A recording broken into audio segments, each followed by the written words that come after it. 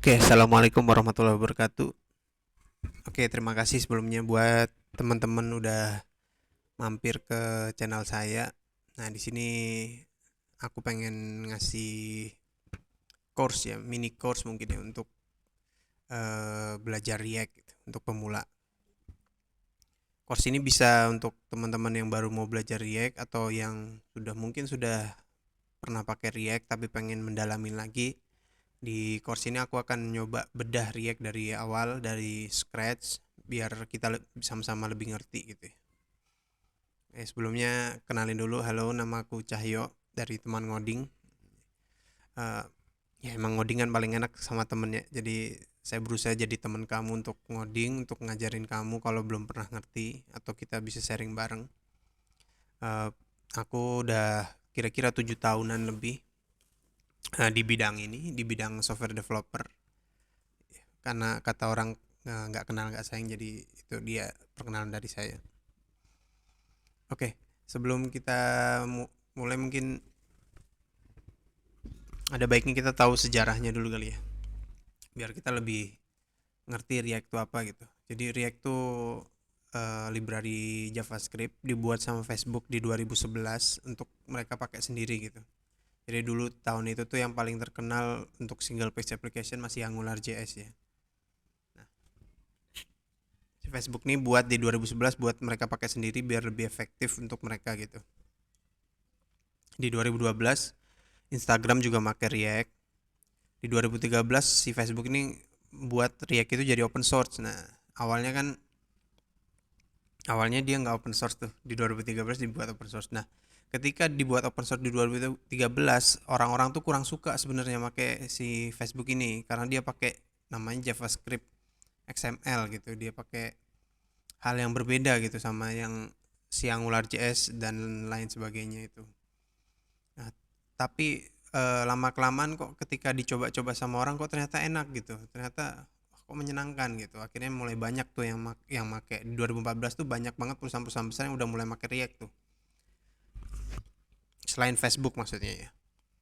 Nah, di 2015 si Facebook ngeluarin React Native untuk open source. Jadi React Native nih React tapi untuk mobile developernya gitu. Nah, di 2019 dia ngasih keluar lagi fungsi namanya React Hook. Ini bagus banget dan mempermudah banget menurut aku ya. Nanti bakal kita bahas lebih lanjut, ini sejarah singkat aja biar lebih kenal gitu. Ini React dari mana sih gitu. Nah, untuk yang sekarang di 2022 itu kemarin tuh di Stack Overflow tuh ada survei di 2021, setahun 2021 tuh yang paling dipengenin gitu, JavaScript yang paling paling banyak dipengenin orang tuh masih dipegang oleh React, dan ini udah ngalahin yang sebelumnya ya di 2020 yaitu jQuery ya. Jadi udah banyak banget yang make. Kalau kita lihat dia bisa ngalahin jQuery sampai lumayan gede tuh. 40% sendiri tuh dia. Itu di 2021. Nah, terus kenapa sih kenapa React gitu? Kenapa nggak yang lain gitu? Ini yang pertama tuh fleksibel ya. Jadi di React.js tuh kalau kata orang React.js-nya learn React, belajar React sekali terus kita buat di mana aja gitu. Maksudnya apa sih? Jadi React tuh karena dia fleksibel banget, dia bisa frameworknya bisa dipakai di mana aja, di web, misalnya bikin web aplikasi tuh bisa pakai React, dan frameworknya juga banyak banget framework yang pakai React ini ya. Terus untuk iOS Android itu ada React Native. Untuk static size-nya dia bisa ada Gatsby, server side renderingnya ada Next.js dan lain-lain. Desktopnya ada Electron, itu semuanya pakai React dia basicnya. Virtual reality ada React VR. Jadi dengan belajar React aja gitu, kita udah bisa belajar yang lain nih. Nggak cuma di web aja, tapi kita bisa ya, end to end lah, dari semua gadget kita bisa bikin aplikasinya gitu. Itu yang diinginin sih. Itu kenapa dia fleksibel gitu ya. Terus yang kedua, dia developer experience-nya bagus gitu. Jadi React ini sangat kecil ya, dia library sebenarnya bukan framework. Karena dia library itu belajarnya tuh lebih mudah daripada belajar framework gitu. Intinya gitu. karena dia kecil kan. Nah, contohnya ini apa namanya, program React cuma sesimpel gini aja, cuma dia nge-return JSX-nya, nanti dia langsung nampilin di HTML-nya. Untuk pembahasan JSX dan lainnya nanti di video selanjutnya kita akan lebih detail teknis. Di sini hanya perkenalan aja nih. Oke, nah ini contohnya di Angular sama Vue ya. Kalau di Angular sama Vue ketika kita mau nge-looping gitu ya, kita akan masukin ada kode baru nih namanya ng4 kalau di Angular, kalau di Vue v4 gitu di HTML-nya. Jadi kita harus belajar lagi tuh apa aja atribut-atribut baru yang mereka kasih gitu. Nah itu kenapa framework agak lebih sulit belajarnya, karena kita nggak cuma belajar JavaScript tapi belajar bahasanya mereka sendiri tuh, direktif-direktifnya mereka apa aja gitu. Direktif tuh kayak atribut-atribut kayak ng4 dan lain-lain ya. Beda dengan React. Kalau React dia hanya JavaScript biasa seperti ini. Ini untuk nge-for ya, nge-looping. Dia hanya pakai array map gitu. Sesimpel itu. Array map terus di return, nanti di render langsung muncul loopingannya. Jadi kita dengan pure JavaScript aja tanpa bahasa baru di framework kita udah bisa ngelakuin React gitu. Terus kenapa lagi kita harus pakai React? Karena backingannya Facebook. Dan Facebook itu kan salah satu perusahaan gede ya, selain Google dan lain-lain ya. Karena perusahaan itu besar, ketika ada bugs atau apa cepat diselesaikan. Ketika ada masalah itu cepat banget diselesaikan. Terus developmentnya tuh terjamin gitu. Bakal ada perubahan-perubahan yang bakal memperbaiki kekurangannya atau membuat fitur-fitur baru, dan itu biasanya cepat gitu. Jadi ini bisa bertahan 5-10 tahun ke depan pun masih bisa bertahan gitu. Itu dia kalau backingannya besar ya. Terus komunitasnya juga gede. Jadi kalau kita lihat yang start di GitHub aja udah sampai 186.000 ya. Jadi yang develop tuh banyak, gak cuma Facebook aja gitu. Karena ini open source juga. Nah, terus di NPM nih lihat nih, weekly downloadnya tuh sampai 12 juta. Ini sangat banyak banget yang pakai. Jadi kalau kita ada masalah, kalau kita ada problem tuh ya nggak bingung nyarinya, karena pasti juga banyak yang ngalamin dan banyak yang solving gitu.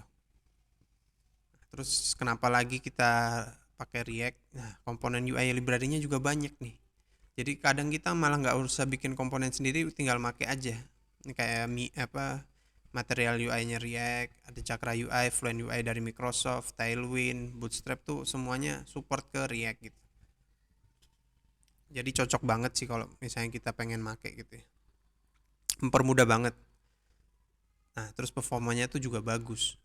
Kenapa performanya bagus? Yang pertama virtual DOM. Jadi di React itu kalau dia ngupdate DOM, ngupdate dokumen HTML-nya, dia nggak ngupdate semua tuh, karena ada virtual DOM ini. Dia bisa ngebandingin yang mana yang harus diupdate sih, jadi dia performanya bisa lebih cepat gitu. Terus dia udah nggak usah scaling lagi, nggak usah recalculating lagi di dokumennya lagi itu. Kalau kita tanpa React, kalau kita pakai JavaScript biasa, kita bisa lambat gitu untuk ngupdate dokumen HTML-nya. Terus size-nya kecil, cuma 6 kilobyte. Apalagi kalau udah dikompres tuh cuma 3 bisa 3 kilobyte. Karena dia library ya, bukan framework. Jadi enak gitu kalau kita mau bikin aplikasi yang cepat, maksudnya kecil terus cepat gitu, yang dibutuhin cepat. Nah, bisa pakai ini buat MVP enak banget pakai React gitu. Nah, terus karena tadi dia pakai virtual DOM, terus dia pakai Change, dia bisa saving battery sama CPU. Jadi bagus lah performance-nya. Terus apalagi sih yang kenapa kita harus pakai React? Testingnya mudah gitu. Banyak library testing yang bisa kita pakai gitu, dan konfigurasinya gampang. Ada Jest, Mocha, React Testing Library, Jasmine. Kalau kita testing sendiri pakai browser kan lama tuh ngekliknya. Nah, kalau pakai ini di command line langsung dia cek sendiri, jadi gampang. Oke, kesimpulannya ya React ini keren sih kalau menurut aku ya, dan aku saranin banget kamu buat belajar React ini. Apalagi di 2022 nih, lowongan kerjanya React tuh banyak banget gitu. Karena komunitasnya banyak, otomatis lowongan kerjanya juga banyak yang makai, banyak yang butuh gitu. Jadi kalau teman-teman atau kamu yang misalnya belum bekerja atau pengen ngasah skill lagi di JavaScript, ya aku sangat nyaranin React gitu. Oke, ya untuk di next video kita akan mulai masuk ke teknis, kita akan nyobain React dari scratch. Aku akan nyobain bener-bener dari scratch nih biar kamu paham banget React itu apa. Jadi ketika bekerja sebagai developer atau mengerjakan suatu proyek, itu nanti nggak bakal apa namanya, codingannya jadi bagus gitu, performance base gitu. Jadi kamu tahu apa yang harus dilakukan, apa yang bikin performance itu jadi jelek, jadi nggak bakal ngulangin kesalahan-kesalahanku dulu gitu ketika aku belum tahu gitu. Oke, mungkin dari sini aja. Makasih. Assalamualaikum warahmatullahi wabarakatuh.